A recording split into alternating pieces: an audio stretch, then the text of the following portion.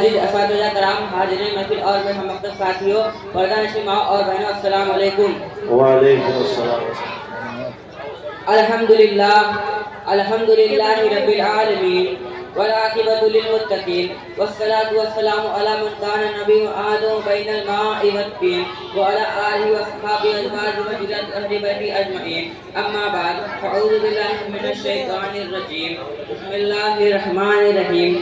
ید اللہ فوق ایدیہم، آمنت باللہ صدق اللہ العظیم وصدق رسولہ النبی الامین المکین المبین المؤمن الکریم ونحن علی ذلک لمن الشاہدین والشاکرین والحمد للہ رب العالمین۔ حضرات، شاعر کہتا ہے کہ جو میرے سرکار پہ دل سے فدا ہو جائے گا، جو میرے سرکار پہ دل سے فدا ہو جائے گا، اس سے راضی حشر میں رب العلا ہو جائے گا۔ ایک ہی سجدہ کیا شبیر نے سوچ کر، ایک ہی سجدہ کیا شبیر نے سوچ کر، دوسرا سجدہ قیامت میں ادا ہو جائے گا۔ سنیوں کی شان کو للکارنا تم چھوڑ دو، سنیوں کی شان کو للکارنا تم چھوڑ دو، ورنہ پیدا پھر کوئی احمد رضا ہو جائے گا۔ آپ محبوب خدا ہے، جانتا ہے آپ کو، آپ محبوب خدا ہے، جانتا ہے آپ کو، ذرہ ذرہ دو جہاں کا مانتا ہے آپ کو۔ یا نبی یا نبی، بس ایک اشارے میں چاند دو ٹکڑے ہو گیا، اس کا مطلب چاند بھی پہچانتا ہے آپ کو۔ حضرت محترم، ایک بار جی لگا کر جھوم جھوم کر دوری پر پڑھ اللہ صلی اللہ علیہ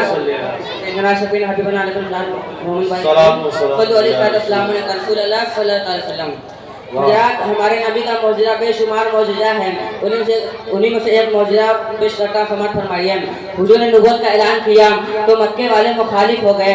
مکے میں مخالفت کا زور و جورہ تھا۔ مکے والوں نے آج سے پہلے کسی نبی کی زندگی کو مکمل طور سے پڑھا ہوا نہیں تھا، ان کو زیادہ معلومات نہیں تھی نبی کے حوالے سے۔ انہیں بس اتنا پتا تھا کہ ہمارے باپ دادا نبی تھے، حضرت ابراہیم اور حضرت اسماعیل علیہ السلام۔ نسل بعد نسل جو بات بتاتے وہی، اور اصل کو انہوں نے بھلا دیا۔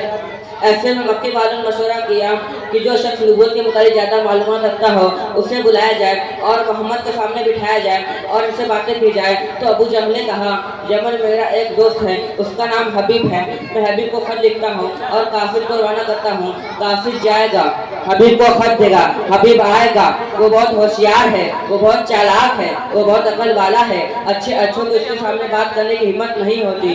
حبیب کو جیسے خط ملا، پڑھا، اس میں لکھا تھا، میرے دوست حبیب، تیری میری دوستی پرانی ہے، ہمیں مشکل آن پڑی ہے، ہماری مشکل کو دور کر، تجھے تو زیادہ معلومات ہے نبوت کے بارے میں، آ کر اس سے بات کر۔ ہمارے ہاں ایک شخص ہے، اس کا نام محمد ہے، اس نے کبھی جھوٹ نہیں بولا، اس نے کبھی امان میں خیانت نہیں کی۔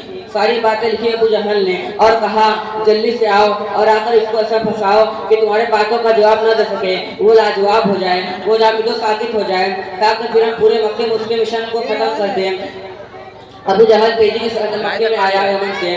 مکے میں جشن کا ماحول تھا، خوشیوں کا ماحول تھا۔ وہ دیکھو حبیب آیا، حضور کو اطلاع دے گئی کہ ایک بندہ آیا ہے، کیا اس سے گفتگو کر سکتے ہیں؟ حضور نے فرمایا، ہاں بالکل کر سکتے ہیں۔ اب سارے مکہ کے بڑے بڑے اباس بدماش بڑے خوش ہو رہے تھے کہ محمد عربی کو آج زیر کر دے گا حبیب، لیکن میرے امام نے کہا، وہ شاہ عرب کے بڑے بڑے تیرے آگے یوں ہے دبے لچے، کوئی جانے منہ میں زبان نہیں بلکہ جسم میں جان نہیں۔ اب ایک طرف حبیب بیٹھا ہے کافر مشرک کے ساتھ اور دوسری طرف حضور بیٹھے ہیں صحابہ کے ساتھ۔ چاند کی 14ویں رات تھی۔ حبیب امی نے کہا، اے محمد عربی، ہم نے سنا کہ آپ نے نبوت کا دعویٰ کیا ہے، نبی ہونے کا دعویٰ کرتے ہیں۔ حضور نے فرمایا، ہاں میں اللہ کا نبی ہوں۔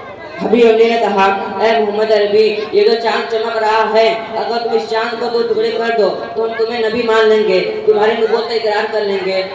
اس لیے کہ جو جادوگر ہوتا ہے وہ لوگوں کی نظروں پر جادو کر سکتا ہے، جادوگر جو ہوتا ہے وہ زمین کی چیزوں پر جادو کر سکتا ہے، لیکن کتنا بڑا جادوگر ہو اس کا جادو آسمان پر اثر نہیں کر سکتا، آسمان کی چیزوں پر اثر نہیں کر سکتا۔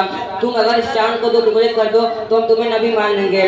حضور نے مسکرایا اور رکے نہیں، فوراً آپ پہاڑ پر چڑھے۔ اس پہاڑ کا نام جبل ابو قبیس ہے۔ ابو جہل دل میں سوچ رہا تھا کہ کتنا مشکل سوال کر دیا میرا دوست، کتنا چالاک ہوشیار ہے میرا دوست، ابھی محمد عربی خاموش ہو جائیں گے۔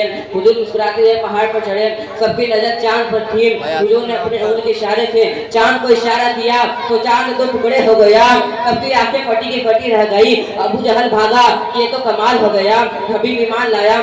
मेरे आका की शान ये है कि हुजूर ने चांद के 2 टुकड़े भी किए और चांद को जोड़ भी दिए। चांद का टुकड़ा होना ये अलग मौजज़ा है, चांद का आपस में मिल जाना ये अलग मौजज़ा है।